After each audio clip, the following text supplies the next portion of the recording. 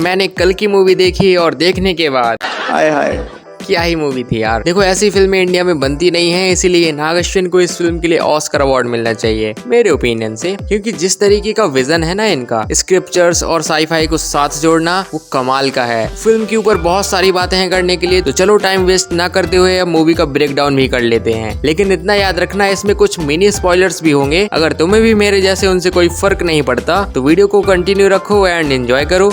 इसे आसान तरीके से समझने के लिए हम फिल्म को 4 पार्ट में डिवाइड करेंगे, क्योंकि फिल्म का रन टाइम 3 घंटे का है। फिल्म की स्टार्टिंग होती है कुरुक्षेत्र से, जहां महाभारत चल रही होती है। यहां हम देखते हैं अश्वत्थामा और श्री कृष्णा को, क्योंकि अश्वत्थामा ने अपने क्रोध के चलते उत्तरा के गर्भ में ब्रह्मशीर अस्त्र से प्रहार कर दिया था। यहीं पर श्री कृष्णा उनका शिवमणि छीन लेते हैं और उन्हें श्राप देते हुए कहते हैं कि आने वाला युग यानी कलयुग में उन्हें ही उनके अवतार की रक्षा करनी होगी, वरना मेरे द्वारा दिया गया श्राप तुम पर से कभी नहीं हटेगा। मैंने पिछली वीडियो में कहा था ना कि ये श्री कृष्णा है, देखो सच हो गया। खुश मत हो। अब इसके बाद हम काशी शहर को देखते हैं, जहाँ के हालात इतने बुरे हैं कि लोग एक कटे हुए एप्पल के पीछे ऐसे गिरते हैं जैसे उन्हें कोई डायमंड मिल गया हो। लोगों के पास खाना तो दूर पानी तक नहीं है। यहाँ के ज्यादातर लोग बाउंटी हंटर्स हैं, जो चीजों को बेचकर यूनिट्स कमाते हैं। यहीं पर हमारे हीरो भैरवा की एंट्री भी दिखाई जाती है, जो मुझे पर्सनली काफी पसंद आई। उसका सेल्फलेसनेस ह्यूमर कमाल का है। भैरवा एक बाउंटी हंटर होने के साथ एक बेस्ट फाइटर भी है, जो आज तक कोई फाइट नहीं हारा। पूरे काशी में उसकी कहानियां सुनी और सुनाई जाती हैं। एक तरीके से लोग भैरवा को काशी का शेवियर मानते हैं और ऐसा सोचते हैं कि सही टाइम आने पर भैरवा ही काशी को बचाएगा। बट भैरवा का कुछ अलग ही सीन चल रहा होता है। उसे सिर्फ कॉम्प्लेक्स में जाना है। फिर एक अनवांटेड चीज की एंट्री होती है, जो भैरवा को कॉम्प्लेक्स के दर्शन कराती है। कॉम्प्लेक्स एक ऐसा शहर है जिसका लीडर सुप्रीम यास्किन है। वो खुद को भगवान मानता है। उसके पास खुद की एक आर्मी है, जिसे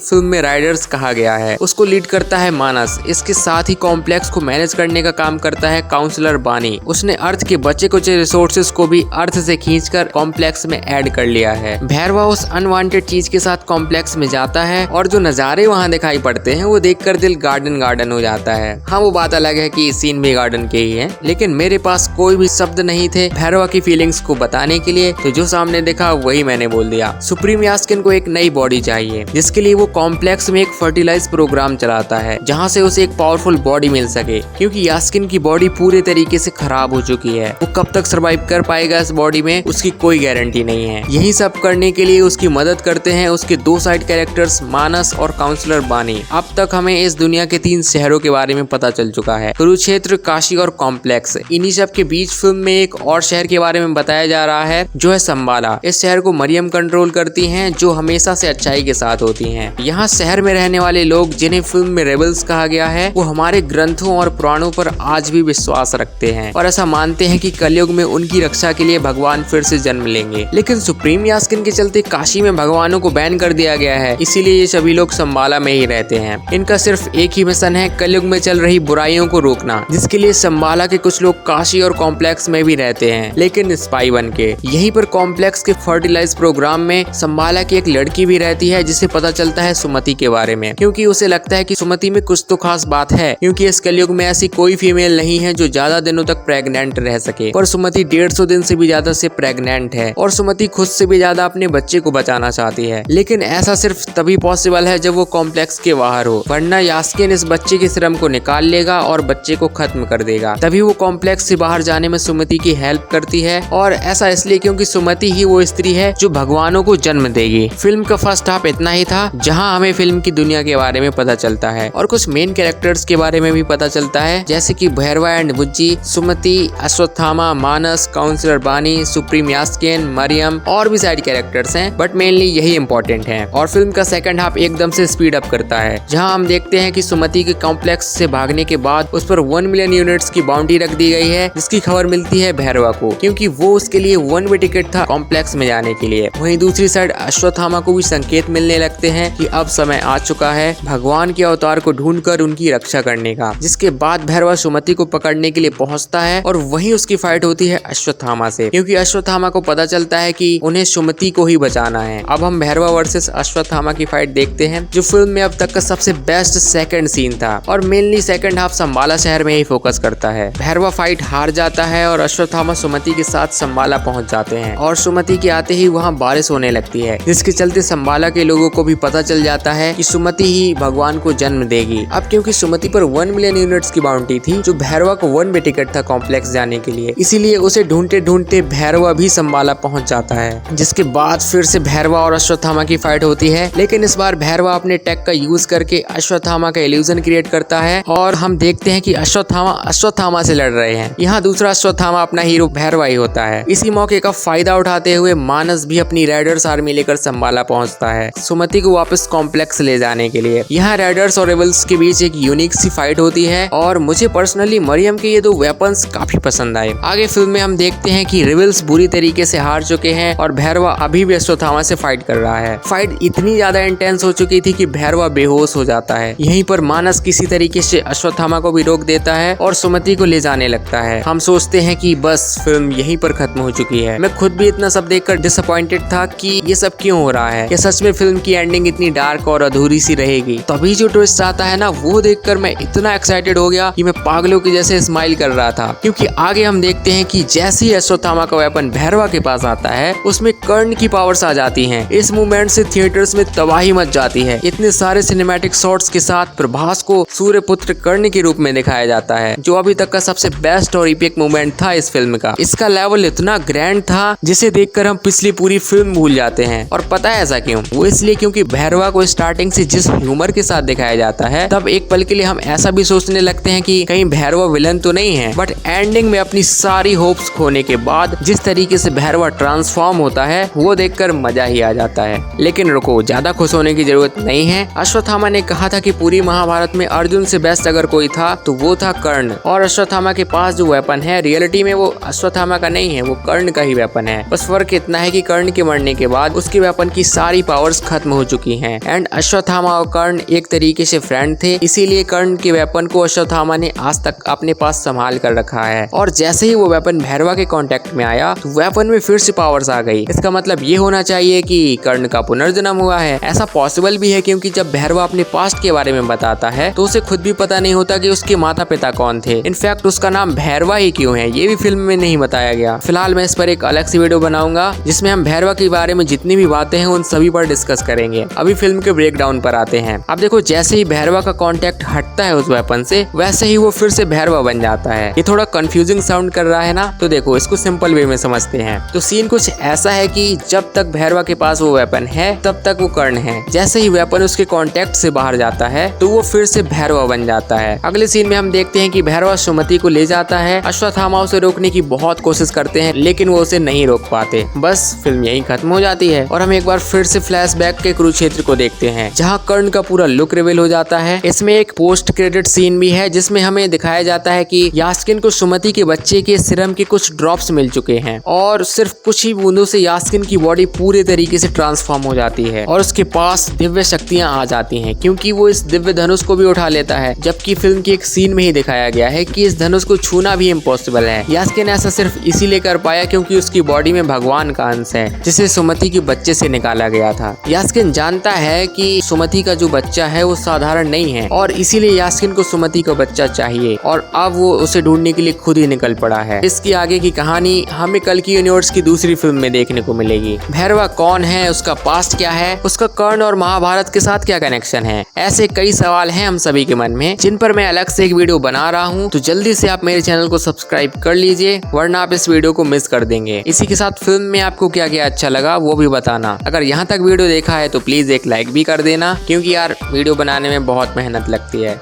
तो मिलते हैं अगली वीडियो में, तब तक के लिए गुड बाय, टेक केयर।